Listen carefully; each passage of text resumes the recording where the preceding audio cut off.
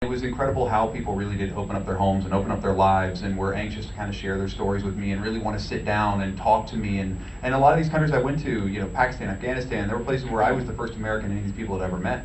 And so we would just talk and talk about our worldviews and what we hoped for our kids and what we thought about what was happening. And they were like, "You're American," and I was like, "Yes," and they're like, "Do lots of Americans think like you?" And I was like, "Yeah, there's a lot of people who don't want war and want things to change and are hopeful for the future." And it was pretty remarkable. It was a beautiful thing. We were in the middle of Morocco in Sidi Mouman, the shanty town that you see me have dinner with Ahmed and his wife Zora and their whole family.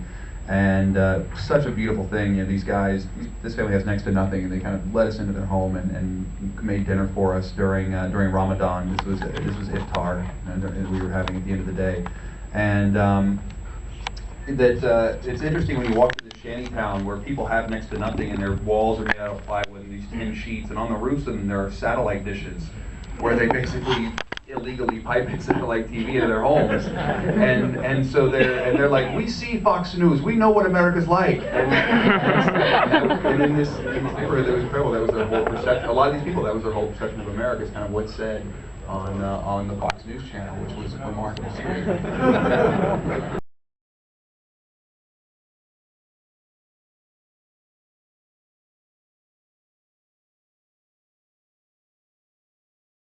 We were very aware and tried to be incredibly respectful of people, and I had people who helped coach me before I went of what I should and shouldn't say and what I just should do and shouldn't do. And even when we got to Saudi Arabia, our local producer there, our local fixer, the guy who kind of helped us navigate the waters, was the one who was like, "Yeah, you should dress in Saudi clothes. People will love that." And it was true. Once I started dressing in Saudi clothes, people were like, "Look at you! You look like a Saudi. Come here!" And they wanted to talk to me, and they were very welcoming, and I mean, it was incredible. But there were things that I tried to do to really endear myself. One was dressing in local clothing, which it did kind of open people up and made it look like to them that I was actually trying to fit in. I was trying to become a part or understand kind of them a little bit more. When we were shooting throughout a lot of the Middle East, I fasted during Ramadan, which is one of the hardest things you'll ever do in your life, and I didn't make it through the full 30 days. I made it about 21 days, so I owe them about 8 or 9 days. So I'm going to make that up sometime. But it's just little things like that that I think really helped along the way to make people kind of want to talk to us.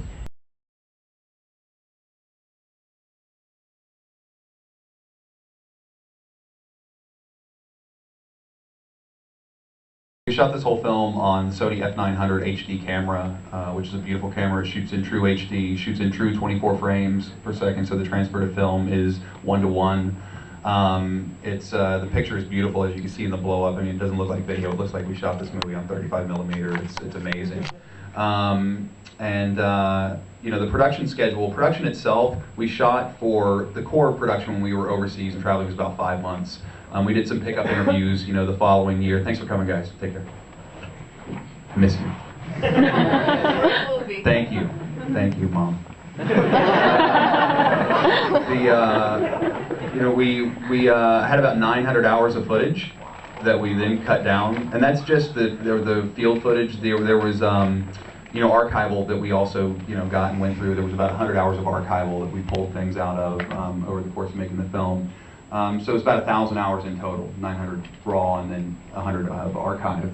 And the post process on this film was long. It was we started editing in. They started editing while I was still overseas, or at least started screening footage and going through it. The editorial staff and team did in like October of '06, and then we edited all the way through February of '08.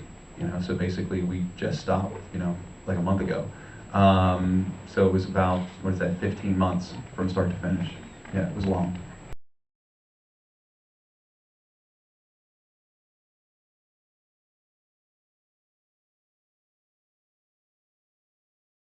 Well, the thing is, when we first started making it, we're like, well, come on. Like, why couldn't a guy with no expertise or experience or, knowledge go find this guy?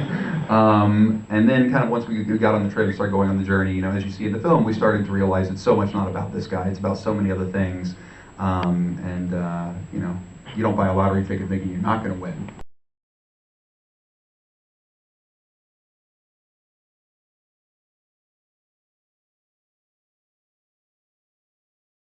I mean, it's a very organic process, and I'm a real believer, in kind of a letting movie. I think documentary films are very organic, and I think you have to let them be organic. When I first started making Super Size Me, I called a couple friends of mine who I knew who were filmmakers and just asked them some advice, and I got some of the greatest advice I ever heard in my life, which was if the film that you end up with is the same film that you imagined at the beginning of the process, then you didn't listen to anybody along the way. And I think that that's very true, because as we made this film, we went to country to country. We would have plans and ideas of who we would talk to. Those would fall through. Suddenly, 3 more people would pop up. They would point us to 2 other people, and just it would, you snake through this story and this puzzle. And then when you get back in post is when you really start to put it together. I mean, you really don't have any idea, and you do start to find it along the way as you start to meet people in other countries. And we started meeting families. We're like, we should try and meet families in other places, and this is working out really well. And let's not focus on politicians so much, and let's focus on regular folks. And things you start to see what really does play as the people back home are watching the footage. Yeah.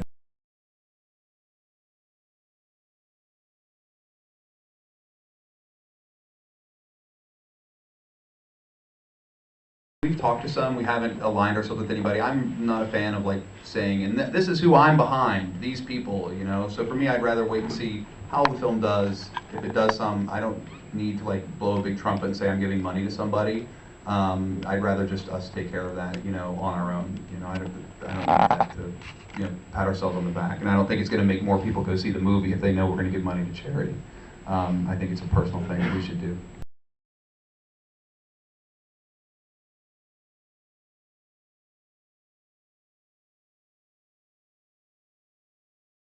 We are. We still email the ones who are emailable. There's a lot of people in Afghanistan, of course, that we can't talk to because they don't even have the electricity, let alone running water or emails. But there's people in Saudi Arabia that we still talk to, and people in Pakistan. So I'm anxious for them to see the film and hear their thoughts. I'm sure it'll be bootlegged there quickly. So it'll be fantastic. Yeah, I mean, it's cool. Saudi Arabia, there's such this incredible underground scene. There's so much stuff. I have a book that's coming out at the same time as the movie, because we just couldn't put all of it in a film. And there's so many things and so many stories that just happen behind the scenes, and so much just information. There's a huge underground scene in Saudi Arabia of movies and music and parties and clubs, and it's just this whole other world of what you see, and it continues to reinforce that conflict between Western influence and the real religious authority in that country.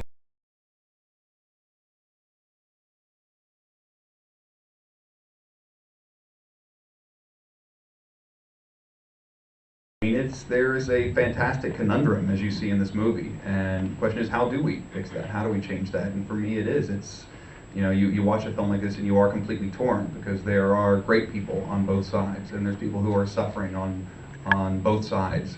And I'm not a foreign policy expert. I don't have the answers, but for me, I think that one of the biggest thing for me, as you travel around the world and we talk to people about this war on terror, and the thing that we've really lost more than anything is the PR war on terror. The United States used to be a country that was put up on a pedestal, that people admired, that people aspired to emulate, and that doesn't happen now. We're not seen as a beacon of democracy. We're not seen as peacekeepers anymore. Throughout the world, we're viewed as aggressors. We're viewed with such negativity that it's heart-wrenching to hear, especially when you sit down and have somebody tell you that. And I think that as we move forward, and for me, it would have been really easy to come in and make a film that could just bash what's happened over the last 7 years. But I think we need to be a little more forward-thinking now, and we need to start saying, what's next? What do we do now? How do we really change things? And I think whoever gets elected next, one of the big mandates has to be, we have to really start to look at our foreign policy. We have to start to get back to the time when we were seen as this great country of hope and inspiration. And I think that it's a tragedy that's been lost. That's between me and that lever.